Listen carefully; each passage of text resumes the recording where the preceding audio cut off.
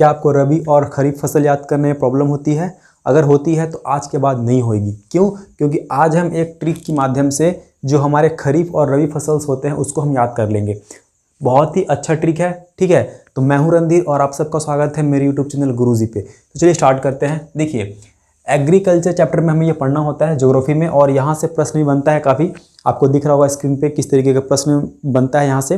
वो क्या करेगा कि आपको कोई फसल दे देगा और बोलेगा भाई बताइए ये खरीफ फसल है या रबी फसल है। जैसे फॉर एग्जांपल अगर बात करूँ तो अगर वो बोल देगा कि राइस यानी कि चावल, ये कौन सा फसल है, रबी है या खरीफ है, तो इस तरीके से प्रश्न बनता है।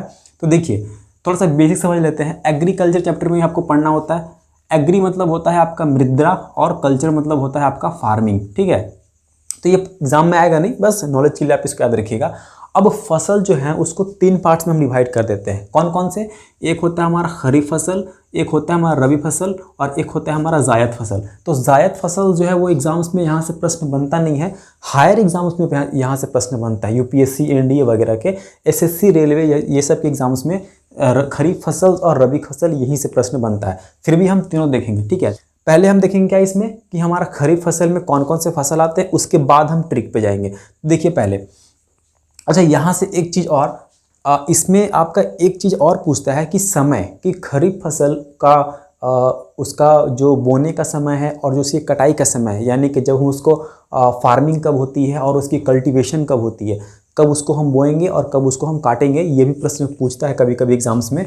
तो देखिए खरीफ फसल जो है उसका समय की अगर हम बात करें तो जून से जुलाई के मध्य में या जून जुलाई में इसको हम खेत में बोते हैं, लगाते हैं, ठीक है। और सितंबर अक्टूबर में इसको हम वहाँ से काट लेते हैं। तो जून जुलाई सितंबर अक्टूबर। अब यहाँ पे कभी कभी एग्जामिनर क्या करेगा कि केवल आपको जून दे देगा और सितंबर दे देगा, या फिर जुलाई दे देगा और अक्टूबर दे देगा। तो इस एवरेज को आप समझ लीजिएगा, जून से जुलाई और सितंबर अक्टूबर, ठीक है। तो ये होता है हमारा खरीफ फसल का समय। समय के लिए कोई ट्रिक नहीं है, ये आपको ऐसे याद रखना है। ट्रिक हमारा जो है वो है मेन आपका जो कौन कौन से फसल इसमें आते हैं उसके लिए है। तो देखिए यहाँ पे ट्रिक लिखा हुआ है, कौन कौन से फसल आते हैं पहले उसको हम देख लेते हैं। तो खरीफ फसल में हमारा कौन कौन सा फसल आएगा? कपास आएगा, अरहर आएगा, मक्का आएगा, मूंगफली आएगा, गन्ना आएगा, धान आएगा, बाजरा आएगा, ज्वार आएगा और तिल आएगा। ओके, अब इसको हम कैसे याद रखेंगे? तो एक न्यूमेरिक्स आपको याद रखना है। क्या है वो? खरीफ की अम्मा गधा बजाती है, ठीक है। खरीफ की अम्मा गधा बजाती है, 4 से 5 बार बोलिएगा, ये याद हो जाएगा। अब देखिए खरीफ से हो गया हमारा खरीफ फसल, यानी कि इसमें हम खरीफ फसल की बात करेंगे। क से हमारा हो गया कपास, अ से हमारा हो गया अरहर, एक आधा म जो है उससे हो गया हमारा मक्का, एक और जो हमारा म है उससे हो गया हमारा मूंगफली। फिर ग से हमारा हो गया गन्ना, ध से हमारा हो गया धान, ब से हमारा हो गया बाजरा, ज से हमारा हो गया ज्वार और त से हमारा हो गया तिल। फिर लास्ट में जो है इसका कोई मतलब नहीं है, ये बस ऐसे ही इस सेंटेंस में साथ में हमने लिख रखा है एक सेंटेंस को अच्छा लगने के लिए, ठीक है। तो खरीफ की अम्मा गधा बजाती है, इस तरीके से आप जो पूरा का पूरा जो अनाज हमारा है खरीफ फसल के अंदर जो आता है उसको याद रख सकते हो, ठीक है। कपास, अरहर, मक्का, मूंगफली, गन्ना, धान, बाजरा, ज्वार और तिल। 5 से 6 बार बोलिएगा इसको, कहीं पे लिख के आप इसको रख लीजिएगा, याद हो जाएगा। उसके बाद हम आते हैं हमारा दूसरे जो हमारा क्रॉप है वो है रबी क्रॉप। रबी क्रॉप में भी इसी तरीके के एक न्यूमोनिक्स आपको याद रखने हैं, लेकिन उससे पहले हम देख लेते हैं कि इसकी बुआई कब होती है और इसकी कटाई कब होती है।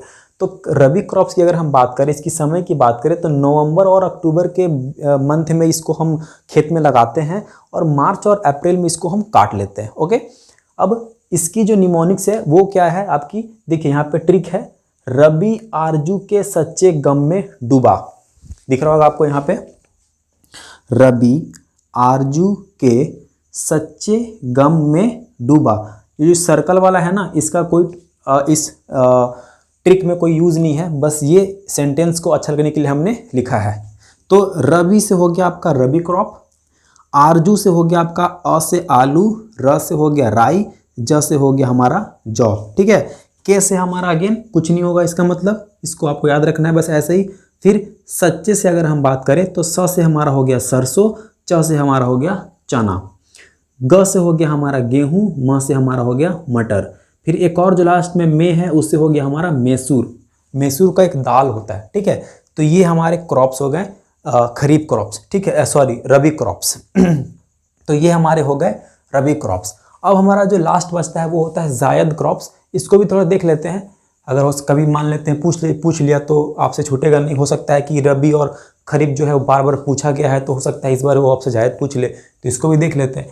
तो जायद क्रॉप जो है इसका जो समय है वो है मार्च अप्रैल में, इसका हम खेत में हम इसको लगाएंगे और जून में हम काट लेंगे, ठीक है। यानी कि गर्मी का जो स्टार्ट होता है, गर्मी वाला जो सीजन स्टार्ट होता है उससे पहले इसको हम काट लेते हैं, क्योंकि गर्मी में तो हम ये लगाते हैं ना, कौन सा खरीफ क्रॉप लगाते हैं, देखिए जून जुलाई में। तो गर्मी से पहले का जो 2-3 महीना होता है, मार्च अप्रैल मई जून, 2-3-4 महीने का होता है, उसमें इसको लगा के काट लेते हैं। तो इसमें हम कौन कौन से फसल लगाते हैं, तो इसके लिए भी एक निमोनिक्स हमने बनाया आपके लिए। देखिए निमोनिक्स क्या है, यानी कि जो हमारा ट्रिक है वो क्या है, इस ट्रिक को आपको याद रखना है।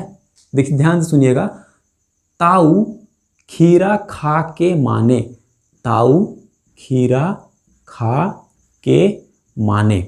ओके, यहाँ पे मैंने आपको ये इसका हो गया, ठीक है, ये इसका हो गया, ये इसका हो गया, ये इसका हो गया और ये इसका हो गया। ओके, तो देखिए ताऊ खीरा खाकर माने, खा के माने। तो ता से हो गया हमारा तरबूज और ऊ से हमारा हो गया उड़द। तरबूज तो सबको ही पता है, उड़द एक दाल होता है। खीरा का डायरेक्टली हमारा खीरा हो जाएगा, खा से हमारा हो जाएगा खरबूजा। तरबूजा और खरबूजा एक ही होता है, ठीक है। तो खरबूजा या तरबूजा है तो आप समझ लीजिएगा कि जो वो हमारा जायद फसल है। हालांकि थोड़ा सा अंतर भी होता है इसमें खरबूजा तरबूज में, शेप आकार का। के से हमारा हो गया ककड़ी, माने से हो गया हमारा मूंग। मूंग भी एक तरीके का दाल होता है। ओके, तो ये हमारे होगा जायद फसल।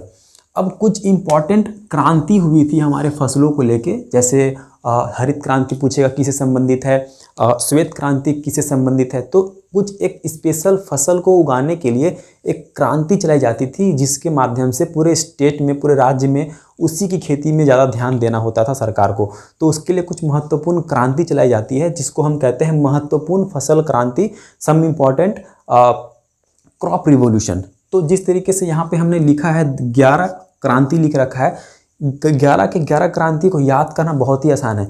जैसा ये रंग होता है उसी के आधार पर इसकी क्रांति का नाम भी होता है। अभी हम देखेंगे, आपको दिखाते हैं। अभी हम देखिए यहाँ पे आपको बताते हैं। पहला है हमारा क्या, हरित क्रांति। तो हरित क्रांति किससे संबंधित है ये आपसे पूछेगा। हरित क्रांति संबंधित है अनाज से, यानी कि कृषि उत्पादन से। तो कृषि मतलब कि क्या, हरियाली, हरियाली की बात हो रही है, तो सीधा सीधा हमारा याद हो जाएगा कि हरित क्रांति पूछे तो कृषि संबंधित है। ओके, सेकेंड है हमारा गुलाबी क्रांति। तो गुलाबी क्रांति किस संबंधित है आपसे पूछेगा। आंसर आपका क्या आएगा, प्याज और झींगा। तो प्याज का रंग कैसा होता है, गुलाबी होता है। झींगा का रंग भी कैसा होता है, जब झींगा को हम तेल में छान लेते हैं तो गुलाबी हो जाता है। झींगा एक मछली होती है, ठीक है, तो झींगा भी गुलाबी कलर का होता है। तो गुलाबी जो क्रांति थी वो प्याज के उत्पादन को बढ़ाने के लिए चलाई गई थी, साथ ही साथ झींगा के उत्पादन को भी बढ़ाने के लिए चलाई गई थी। तीसरा है हमारा श्वेत क्रांति, यानी कि व्हाइट रिवॉल्यूशन। श्वेत क्रांति किससे संबंधित होगा, थोड़ा सा दिमाग लगाइए, दूध से होगा, क्योंकि दूध कैसा होता है, व्हाइट होता है। तो श्वेत क्रांति में हमने दूध का उत्पादन बढ़ाने के लिए ये क्रांति चलाई थी। तीसरा है हमारा लाल क्रांति। तो लाल क्रांति टमाटर से होगा, टमाटर लाल होता है, तो लाल क्रांति हमारा टमाटर से संबंधित है, ठीक है। इसी तरीके से सारे के सारे आपको याद हो जाएंगे, इसमें कोई भी ट्रिक की आवश्यकता नहीं है, जो बस कलर होता है, रंग जो होता है उसी से हमारा संबंधित है ये भी। 5 नंबर पे हमारा पीली क्रांति। पीली क्रांति मतलब जो पीला कलर का जो हमारा कौन सा अनाज होता है, दाल होता है, ठीक है। तो तिलहन जो हमारा वो पीली क्रांति से संबंधित है। नीली क्रांति, नीली क्रांति हमारी मछली से संबंधित है। ये बहुत बार एग्जाम में पूछा है नीली क्रांति। तो नीली क्रांति पानी में मछली होती है और पानी का कलर कैसा होता है, समुद्र का कलर ब्लू होता है, ब्लू देखने में हो लगता है ना बाहर से। तो नीली क्रांति मछली से उत्पादन से संबंधित है। 7 में हमारा गोल क्रांति। गोल क्या होता है, आलू होता है, तो आलू उत्पादन से संबंधित है। ओके, फिर 8 नंबर पे हमारा भूरी क्रांति, यानी कि ब्राउन। तो ब्राउन जो भूरी जो क्रांति है वो किससे संबंधित है, उर्वरक से, फर्टिलाइजर से, क्योंकि फर्टिलाइजर को हम मिट्टी में डालते हैं और मिट्टी का रंग कैसा होता है, ब्राउन होता है। ओके, 9 नंबर पे हमारा स्वर्ण क्रांति। स्वर्ण मतलब कि गोल्ड कलर का जो होता है उसी से संबंधित है स्वर्ण क्रांति। तो ये जो है वो शहद से संबंधित है। तो शहद का रंग कैसा होता है, होता है ना, गोल्ड टाइप का होता है, थोड़ा सा रेडिश टाइप का होता है, येलोइश टाइप का होता है, जो सोने का कलर होता है वैसा होता है। तो जो स्वर्ण क्रांति है वो शहद के उत्पादन से संबंधित है ना। फिर 10th नंबर पे हमारा है रजत क्रांति। रजत मतलब कि जो सिल्वर कलर के जो होते हैं वो उसको बोलते हैं रजत। तो रजत क्रांति अंडा से संबंधित है। अंडा का कलर कैसा होता है, हल्का सा सिल्वर टाइप का होता है, वाइट और हल्का सा वो सिल्वर भी होता है जब उसको हम बॉयल कर देते हैं तो। फिर जो हमारा लास्ट है वो है काली क्रांति। तो काली क्रांति किससे संबंधित होगा, ये हमारा है पेट्रोल उत्पादन से, ठीक है। जितनी पेट्रोल डीजल जो भी मतलब पेट्रोल के अंदर आते हैं, जो फ्यूल के अंदर आते हैं, उससे संबंधित है हमारा काली क्रांति।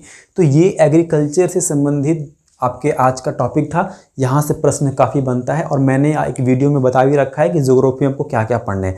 उसमें मैंने यही बताया है कि उसमें खरीफ और रबी फसल आपको पढ़ने होते हैं। तो उम्मीद करता हूँ कि आपको समझ में आया हो। अगर अच्छा लगा हो तो चैनल को लाइक और सब्सक्राइब जरूर कर लीजिएगा। साथ ही साथ अगर आपको किसी भी तरीके का डाउट हो तो कमेंट करके आप हमसे जरूर पूछेंगे। धन्यवाद।